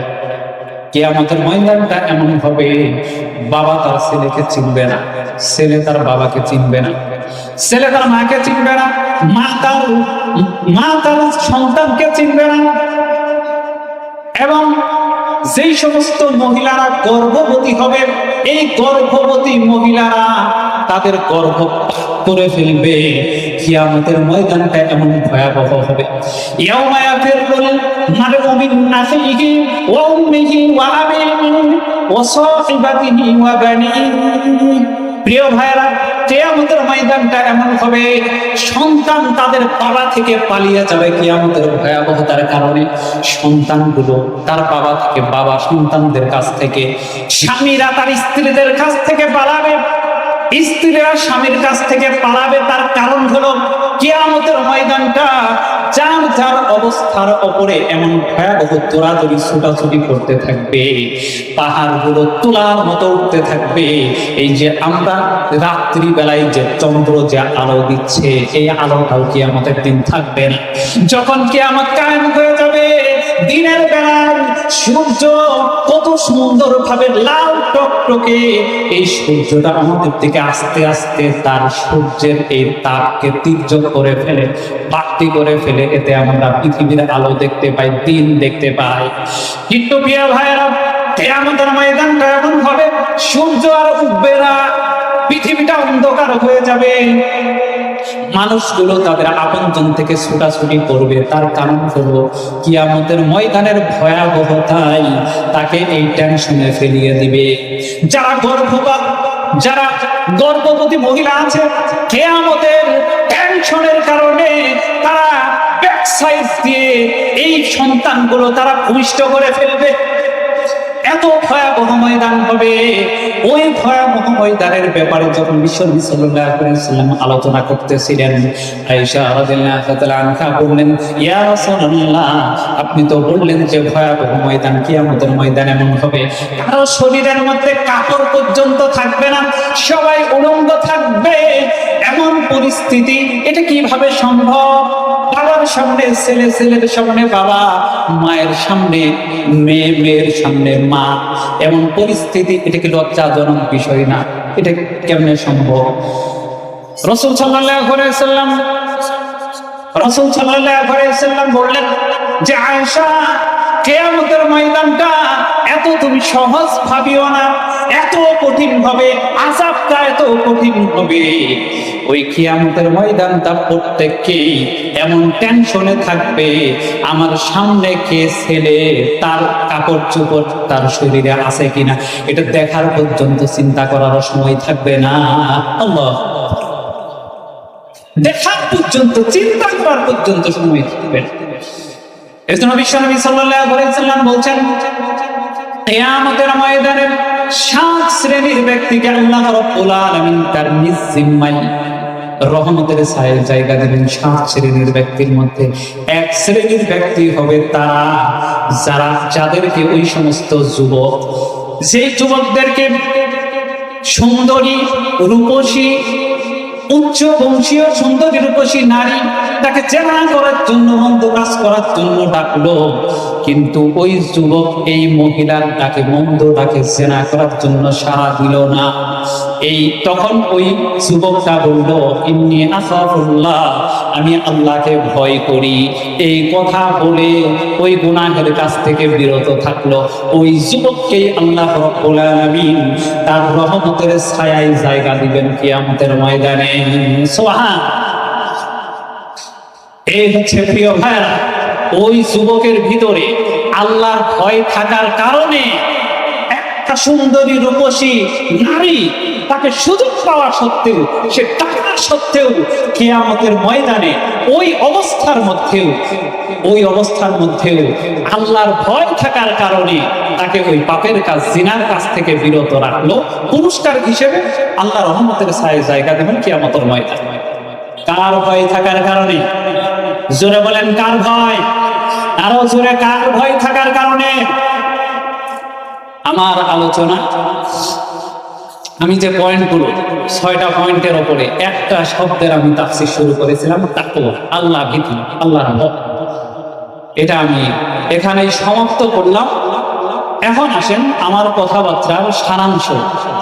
আমি আলোচনা করেছি তাকওয়া এই একটা শব্দের উপরে, যতটুকু পেরেছি, আল্লাহ আমাকে যতটুকু দিয়েছেন এর ভিতরে, যেহেতু গ্রাম অঞ্চল, সহজ সরল ভাষায় দৃষ্টান্তের মাধ্যমে আমি আলোচনা করার চেষ্টা করেছি। সেটি হচ্ছে যে 1 নম্বর ঘটনা আমরা বললাম কি, যে ইউসুফ এবং জুলাইখা, তাদের যে একটা অসঙ্গতিমূলক আচরণ, ইউসুফ আলাইহিস সালাম সেখানে নির্দোষ ছিলেন, তিনি আল্লাহকে ভয় করেছেন, গুনাহ থেকে বেঁচে গিয়েছেন। আমাদের সামনেও যখন এই সমস্ত অপরাধ আসবে, তখন ইউসুফ আলাইহিস সালামের ঘটনাটা মনে করলে আমরা কিন্তু বেঁচে থাকতে পারবো। নাম্বার 1। 2 নাম্বার হচ্ছে হাবিল এবং কাবিল। কাবিল ছিল টেররিস্ট, পৃথিবীর মধ্যে সর্বপ্রথম হত্যাকারী, আর হাবিল ছিল মুত্তাকি।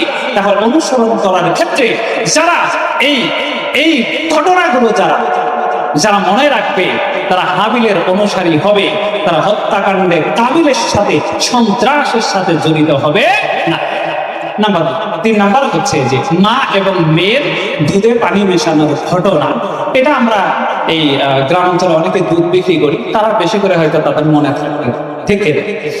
তো 3 নাম্বার। 4 নাম্বার আমরা বললাম যে আব্দুল্লাহ রাদিয়াল্লাহু তাআলা আনহু, তিনি ছদ্মবেশে তার টিম নিয়ে তিনি তার প্রজাদের খোঁজখবর নেওয়ার জন্য গেলেন। ওই মুহূর্তে এক রাখাল বলল যে রাখালকে দুর্নীতির জন্য তাকে প্রস্তাব দেওয়া হলো। ওই রাখালের ভিতরে প্রচার হওয়া সত্ত্বেও উনি সেখানে রাজি হলেন না, বরং যে পায় না। আল্লাহ তাহলে কোথায়? উনি আল্লাহর ভয় ওনাকে কি করলেন? শিক্ষা দিলেন। 5 নাম্বার হচ্ছে কিয়ামতের ময়দানে আল্লাহ তাআলা ওই যুবককে তিনি আরশের নিচে জায়গা দিবেন রহমতের ছায়া। যে উচ্চ বংশী রূপসী নারী যে জিনা করার জন্য ডাকলো, সে বলল ইন্নী আখাফুল্লাহ, আমি আল্লাহকে ভয় করি। এই আল্লাহর ভয় তাকে বিরত রাখলো। প্রতিদান স্বরূপ আল্লাহ তাআলা তাকে ওই ভয়াবহ কিয়ামতের ময়দানেও রহমতের ছায়ায় জায়গা দিবেন। এটা হচ্ছে আমার সারাংশ। তো এখন আমি 2-1টা রোগের কথা বলবো। রোগ, এই রোগের আমি চিকিৎসার কথাও বলবো। এটি আমার আলোচনা শেষ। তো রোগ হচ্ছে গ্রাম অঞ্চলে যেটি হয়, বেশিরভাগ অধিকাংশ যেটি হচ্ছে, সেটি হচ্ছে হিংসা বিদ্বেষ। ঠিক না ব্যাঠিক? এটা কিছু কারণ আছে। দেখবেন যে প্রথম আমি যদি ভালো করে শিখি, আমি যোগ্যতা সম্পন্ন হই, আমি মান সম্মানওয়ালা ব্যক্তি হই, তাহলে আমিও কিন্তু অন্যদেরকে আমি সম্মান করার একটা দীক্ষা আমার ভিতরে চলে আসবে, ঠিক না?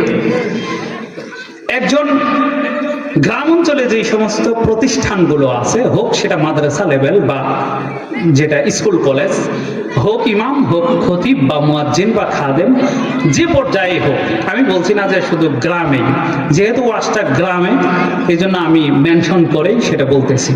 এখানে দেখেন যে মাদ্রাসা অনেক হচ্ছে, প্রতিষ্ঠান অনেক হচ্ছে, এটা ঠেলাঠেলি কেন হবে? হিংসা বিদ্বেষ কেন হবে? হুমকি ধামকি কেন হবে? এটা তো দিনদারের পরিচয় না ভাই, ঠিক না?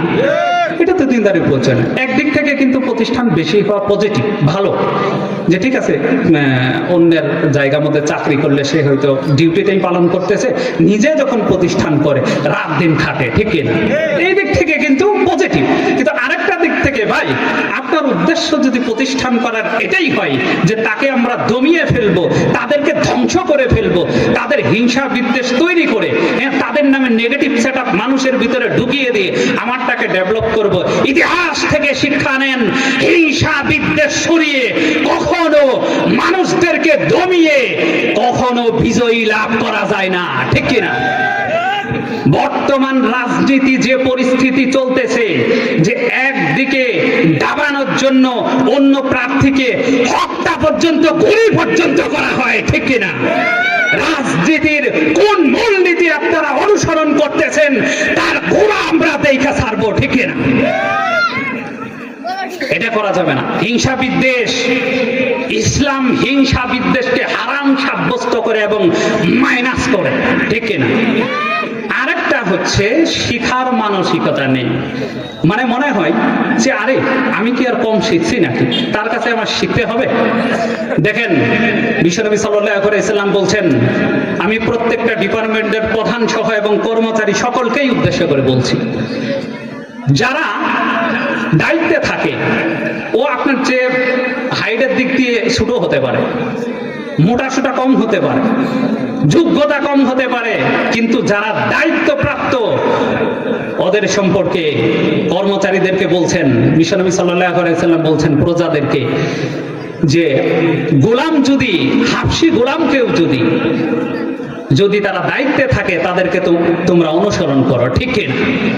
এজন্য এই হিংসা করা যাবে না যে আমি কি আর কম শিখছি, শিখার মানসিকতা নেই। আরে ওর কাছে যদি আমি শিখি তাহলে সে তো আমার চেয়ে বড় হয়ে যাবে না। শিখার মানসিকতা, আনা তালিবুল ইলম, এই পরিচয় থাকা চাই। যাই হোক, আমি 2টা রোগের কথা বললাম। এবং চিকিৎসা হচ্ছে হিংসা বিদ্বেষ যেটা আছে, এটার চিকিৎসা হচ্ছে যে আমাদের সবকিছু ভুলে গিয়ে আমাদের হাতে হাত শুধু মিলাইলে হবে না, বুকে বুকে মিলাইতে হবে, ঠিক কি না? শুধু হাতের সাথে হাত মিলাইলে হবে না, বুকে বুকও মিলাইতে হবে। এটা হচ্ছে চিকিৎসা। আর হাতিয়া তুফা দেন, সালাম কালামের প্রচলন করেন, এগুলোতে চিকিৎসা হয়ে যাবে। এরপরে নাম্বার 2 হচ্ছে যেটা আমরা বললাম যে এই আমরা রেশারেশি করি, হুমকি ধামকি দেই, এগুলো কিন্তু আমাদের উচিত। এটার চিকিৎসা হচ্ছে যে আমরা দিনদারি প্র্যাকটিস করব। আমরা যে মুসলমান, জাত হিসেবে মুসলমান, তো আমরা আমাদের জাতের পরিচয়টা একটু প্র্যাকটিস করতে হবে। যদি আমরা জাতের পরিচয় প্র্যাকটিস করি তাহলে আশা করা যায় ওই দিনদারি আমাদের ভিতরে ঢুকে যাবে। ঢোকার কারণে তখন আর এই রেশারেশি হুমকি ধামকি আর থাকবে না। আল্লাহ তাআলা আমাদেরকে যেন উক্ত কথাগুলো অনুযায়ী আমল করার তৌফিক দান করেন, বলি আমিন। এখন যিনি আলোচনা করবেন দ্বিতীয় আমাদের মেহমান, উনি ঢাকা থেকে আসছেন, তো আমার বন্ধু মানুষ, উনি আপনারা যদি মনোযোগ দিয়ে শোনেন তাহলে কিছু পাওয়া যাবে। আর আল্লাহ তাআলা তার জবান থেকেও যাতে এমন কিছু কথা বের করে দেন যা আপনাদের অন্তর পর্যন্ত যে লাগে এবং হেদায়েতের কারণ হয়ে যায়। আমি তো এলাকারই, আমি কিছুক্ষণ পর্যন্ত এখানে আলোচনা করলাম। আমি আপনাদের কাছে খাস করে দোয়া চাই। আমি তলবি এলেম যাতে আমাকে এই মেজাজের ওপরে, আমি চাই যে আমার সাথে বা আমি আপনাদের কাছে গিয়ে এই হিংসাবিদদের ধ্বংস করার একটা মিশন নেই। এটা আমার একটা একটা আকুতি। এবং যে কেউই আমার দেখবেন যে লেখাগুলোতে আমি কিন্তু এটা অফারও করি এবং খুবই করি যে আমাদের ভিতরে যে হিংসাবিদদের জ্বলন্ত আকারে যে ধারণ করছে, এগুলো থেকে বের হয়ে আসা দরকার। আপনার যাওয়ার দরকার নেই, আমরাই অনেক সময় কি করব, যাবো ইনশাআল্লাহ। আমার জন্য দোয়া করবেন কাজ করে, যাতে আল্লাহ তাআলা দ্বীনের দায়ী হিসেবে এবং কোরআনের ধারক বাহক হিসেবে কবুল করেন। আপনাদের প্রতি খাস দোয়া থাকলো, যারা আপনারা এসেছেন তাদের উপরে খাস রহমত নাজিল করেন, বলি আমিন। আর এই যে প্রতিষ্ঠান, মাদ্রাসা, মসজিদ, গোরস্থান, 3টা ধর্মীয় প্রতিষ্ঠান, এই প্রতিষ্ঠানগুলোর প্রতি আল্লাহ তাআলা যাতে খাস রহমত নাজিল করেন, বলি আমিন। যারা মেহমান তাদের সহ আল্লাহ তাআলা কবুল করেন। ওয়া আখিরু দাওয়ানা আনিল হামদুলিল্লাহি রাব্বিল আলামিন। আসসালামু আলাইকুম ওয়া রাহমাতুল্লাহি ওয়া বারাকাতুহু। ওয়া আলাইকুম আসসালাম।